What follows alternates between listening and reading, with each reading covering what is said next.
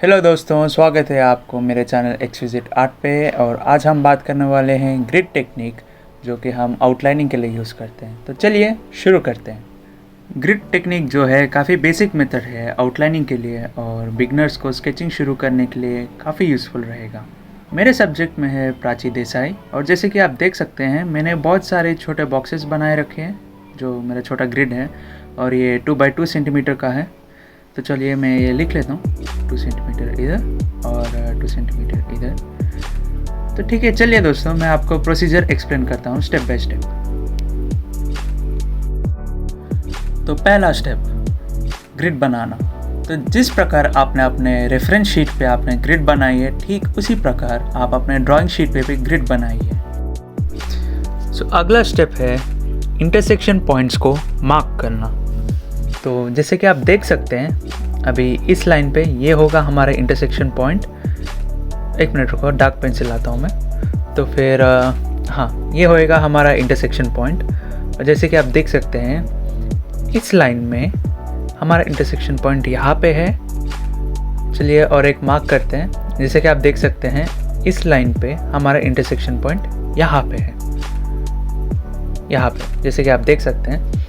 तो फिर इसी प्रकार आप जो भी आपका आउटलाइन और आपका रेफरेंस लाइन जहाँ पे मिल रहा है, आप वो सारे पॉइंट्स को मार्क कर लीजिए। जैसे कि आप देख सकते हैं मैंने सारे इंटरसेक्शन पॉइंट्स को मार्क कर लिए। तो अब हम यहाँ क्या करेंगे, हम जो हमारा रेफरेंस लाइन है और जो हमारा इंटरसेक्शन पॉइंट है उसे हम मेजर करेंगे। सो ये रेफरेंस लाइन हम कंसिडर करते हैं और चलिए इसे मेजर करते हैं। तो ये हमें आ रहा है करीब 0.5। तो ये हम अपने ड्राइंग शीट में मार्क कर लेते हैं। तो ये हमारा रेफरेंस लाइन, और चलिए मार्क करते हैं इसे। तो इधर हमारा इंटरसेक्शन पॉइंट है, जैसे कि आप देख सकते हैं। सो इसी प्रकार चलो और एक इंटरसेक्शन पॉइंट हम मार्क करेंगे इस लाइन पे। तो अगला इंटरसेक्शन पॉइंट जो कि हमारा है चीक पे, तो फिर चलिए इसे मेजर करते हैं। अच्छा रुको, और एक पॉइंट है तो पहले उसे मेजर कर लेते हैं। ये मुझे करीबन 0.9 के पास आ रहा है इसका मेजरमेंट। तो चलिए हम 0.9 पे इसे मार्क करते हैं, और मार्क करने के बाद दोनों पॉइंट्स को जॉइन कर देंगे इस प्रकार। सो ठीक ऐसे ही हम सारे इंटरसेक्शन पॉइंट्स को मेजर करेंगे, फिर उसे अपने ड्राइंग शीट में मार्क कर लेंगे और फिर उन पॉइंट्स को जॉइन करेंगे। सो ये है हमारा सेकेंड स्टेप। अगला स्टेप है बॉक्सेस को मैप करना। सो यहाँ पे चलो हम चिन्ह से शुरू करते हैं, जो कि है F कॉलम पे और 10th रो पे। सो यहाँ पे हमारा F कॉलम और 10th रो कंसिडर किया ये ब्लॉक जो बीच में है। तो जैसे कि आप कोई स्केल या आप सेट स्क्वायर से मेजर कीजिए। तो इधर हमारे दो इंटरसेक्शन पॉइंट्स हैं, एक आता है 0.5 पे और दूसरा है 0.4 पे। तो चलिए इसे हम मार्क कर लेते हैं हमारे ब्लॉक में जो कि ड्राइंग शीट में है। तो ये हो गया हमारा पहला पॉइंट, और ये दूसरा पॉइंट यहाँ पे। तो ये होने के बाद हम इन दो पॉइंट्स को जॉइन करेंगे। तो ये हमारा चिन्ह का आउटलाइन बन गया। और इसके बाद हम अगला पॉइंट जो है G और 10 ब्लॉक पे, तो हम G10 ब्लॉक पे जाएंगे और फिर जो इंटरसेक्शन पॉइंट है वो हम मेजर करेंगे, और फिर हम उसे अपने ड्राइंग शीट में मार्क कर लेंगे। तो यहाँ पे मुझे मेजरमेंट आ रहा है अराउंड 0.3। तो हम ये मेजरमेंट लेके हम अपने ड्राइंग शीट में मार्क करेंगे। तो ये हो गया मार्किंग। ठीक इसी प्रकार हम जो भी अगला इंटरसेक्शन पॉइंट्स है हम वो सब मेजर करेंगे, फिर उसे अपने ड्राइंग शीट में मार्क कर लेंगे। सो आपको यहाँ क्या करना है, आप कोई भी एक रेफरेंस लाइन चुनिए और फिर जो इंटरसेक्शन पॉइंट है वो एक बार मार्क कर लीजिए, और उस रेफरेंस लाइन से वो इंटरसेक्शन पॉइंट कितनी दूराई पे है वो आप स्केल से नाप लीजिए, और फिर वो अपने ड्राइंग शीट में आप मार्क कीजिए। फिर उसके बाद जैसे ही आपके इंटरसेक्शन पॉइंट्स मिल जाएंगे तो आप उन्हें पॉइंट टू पॉइंट, अगर थोड़ा कर्व बन रहा है तो आप कर्व के थ्रू मार्क कीजिए, अगर वो स्ट्रेट लाइन है तो स्ट्रेट लाइन थ्रू मार्क कीजिए। तो जो भी है, आपके पॉइंट्स बनने के बाद आप आउटलाइन के हिसाब से दोनों पॉइंट्स को जॉइन कर दीजिए। सो आशा है आपको सो फार जो भी आपको मैंने स्टेप्स बताए वो क्लियर होंगे। तो फिर आगे हम डिस्कस करेंगे कुछ टिप्स एंड ट्रिक्स, और एक बोनस टिप भी रहेगा, सो प्लीज़ वीडियो के एंड तक देखिए। सो जो भी बचा हुआ आउटलाइन का प्रोसेस है वो मैं आपको एक छोटे से टाइम लैप्स थ्रू दिखाऊंगा। तो चलिए करते हैं इसे फास्ट फॉरवर्ड।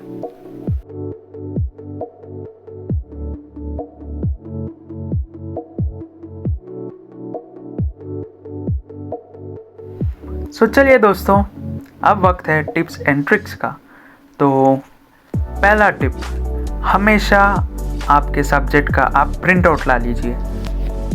जब आप प्रिंट आउट लेते हैं बिगिनर के लिए बहुत इजी हो जाता है, और जब आप फ़ोन यूज़ करते हैं, जो कि मैं रिकमेंड नहीं करूँगा, तो जब आप फ़ोन यूज़ करते हैं आपका जो प्रोपोर्शंस है, या जब भी आप कंपेयर करते हो अपने स्केच से, तो आपको थोड़ा कन्फ्यूजन हो सकता है और रिजल्ट्स उतने अच्छे नहीं आ सकते। तो फिर मैं हमेशा रिकमेंड करूँगा कि आप हमेशा प्रिंट आउट लीजिए। सो अगला टिप नंबर 2, हमेशा लाइट पेंसिल्स यूज़ कीजिए आउटलाइनिंग के लिए। तो जब भी आप ग्रिड बनाते हैं तो मैं आपको सजेस्ट करूँगा आप कुछ 6H या 5H यूज़ कीजिए, क्योंकि वो ग्रिड आप इवेंचुअली रब कर देंगे। फिर उसके बाद जब आउटलाइनिंग करेंगे आप कुछ 3H या 4H यूज़ कर सकते हैं। तो लाइट इसलिए बोल रहा हूँ क्योंकि जब भी अगर आपको कुछ गलती हो गई तो आपको चेंज करना है, तो लाइट पेंसिल्स काफ़ी हेल्पफुल रहेगा आपको। सो अगला टिप है, हमेशा नेमिंग कन्वेंशन दीजिए अपने ग्रिड को। तो जैसे कि आप देख सकते हैं यहाँ पे मैंने ऊपर ABCD लिखा हुआ है और फिर साइड पे मैंने नंबर दिए हुए हैं।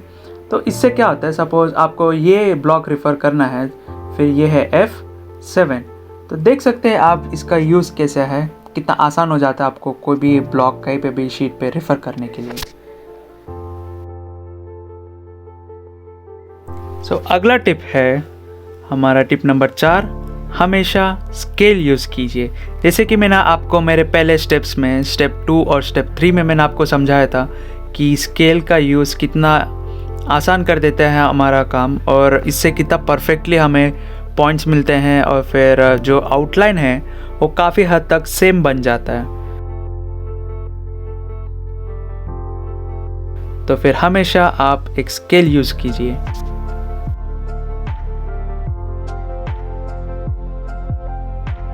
सो अगला टिप है, जब भी आपको दिक्कत हो रही है आप बॉक्सेस को हमेशा डिवाइड कर सकते हैं। तो जैसे कि आप देख सकते हैं ये है पहला तरीका बॉक्स को डिवाइड करने का, और जैसे कि आप देख सकते हैं इसके थ्रू हमें यहाँ पे इंटरसेक्शन पॉइंट मिला है, जो कि हमारे नॉर्मल ग्रिड लाइन पे कहीं पे मीट नहीं हो रहा था। और दूसरा तरीका है बॉक्स को डायगोनली डिवाइड करना। अभी मैं आपको दिखाता हूँ कैसे।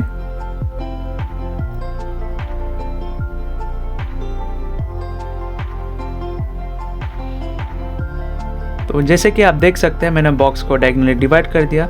इससे क्या होएगा, आपको जो आईबॉल का मेजरमेंट है वो एग्जैक्टली आपको मिल जाएगा। सो दोस्तों, अब वक्त है बोनस टिप का। सो क्या आप गेस कर सकते हैं कि ये क्या हो सकता है? वेल, जैसे कि आप देख सकते हैं ये एक डिवाइडर है। एंड क्या आपने कभी सोचा कि एक डिवाइडर आपके ज्योमेट्रिक बॉक्स में क्यों दिया जाता है? तो चलिए आपको एक छोटा सा सीक्रेट बताता हूँ। तो जैसे कि आप देख सकते हैं डिवाइडर से हम जो हमारा मेजरमेंट है हम इसका प्रोपोर्शन ले सकते हैं, और जो हमारा आउटलाइन बना है उसमें हम इससे कंपेयर कर सकते हैं। तो इधर देख सकते हैं मुझे एक छोटा सा मिस्टेक आ रहा है, तो ये हम रेक्टिफाई कर सकते हैं। तो इसी तरह आपका जब भी आउटलाइन बन जाता है, जैसे कि इधर मैं अभी राइट आई को कंपेयर करूँगा, और जैसे आप देख सकते हैं इसका प्रोपोर्शन में कोई दिक्कत नहीं, ये सही बना है। तो चलिए दूसरा आई कंपेयर करते हैं, और जैसे कि आप देख सकते हैं इधर छोटा सा मिस्टेक आ रहा है, माइनर सा एरर आ रहा है, तो उसे हम थोड़ा रेक्टिफाई कर सकते हैं। सो ऐसे ही आप जैसे आपका आउटलाइनिंग बन जाता है आप कंपेयर कर सकते हैं मेजर करके, और जो भी छोटे छोटे चेंजेस है आप ला सकते हैं।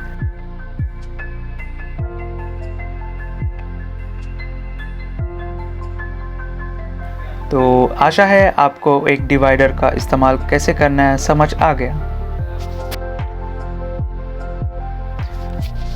दोस्तों चलिए आपको मैं बताता हूँ कि प्रैक्टिस कैसे किया जाए।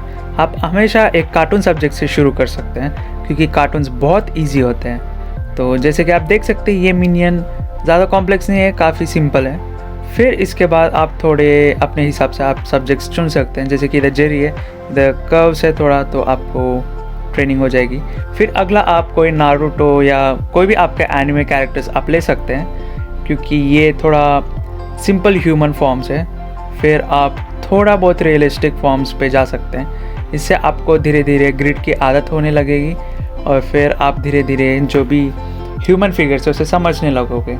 फिर आप फाइनली जो लास्ट स्टेज है रियलिस्टिक सब्जेक्ट्स को चुन सकते हैं और फिर आप हमेशा प्रैक्टिस कर सकते हैं इसे। तो हमेशा याद रखिए एक स्टेप एक बार में। आशा है दोस्तों आपको ये वीडियो काफ़ी इन्फॉर्मेटिव और काफ़ी हेल्पफुल लगा। प्लीज़ आप वीडियो को लाइक कीजिए, शेयर कीजिए और चैनल को प्लीज़ सब्सक्राइब कीजिए। एंड हम अगले वीडियो में मिलते हैं फिर। तब तक आप अपना ख्याल रखिए एंड बी सेफ।